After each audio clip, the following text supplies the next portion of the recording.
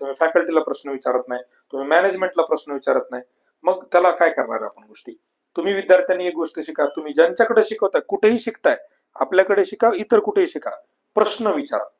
ज्यांच्या युट्यूबला कमेंट बंद आहेत त्यांना कमेंट ऑन करायला लावा. जे लाईव्ह घेत नाहीत त्यांना लाईव्ह घ्यायला लावा आणि तिथं विचारा की बाबा सर मला हा समजला नाही, याचं उत्तर काय, त्याचं उत्तर काय.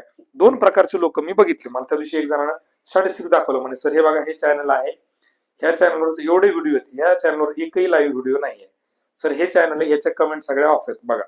याचा अर्थ काय होतो की तुम्ही कुठल्या तरी गोष्टीला घाबरताय, तिथून पळ काढताय. आणि हे कधी होतं, जेव्हा तुमच्यामध्ये काहीतरी कमतरता असते. विद्यार्थ्यांनी एज्युकेटरला प्रश्न विचारलेच पाहिजेत, विद्यार्थ्यांनी फॅकल्टीला अडचणी विचारल्याच पाहिजेत. जेव्हा तुम्हाला समजत नाही तेव्हा तुमचं ही जबाबदारी, जिम्मेदारी आहे की तुम्ही त्याच वेळेस त्या मोमेंटला सांगितलं पाहिजे की सर मला हे समजत नाहीये, हे मला परत समजून सांगा.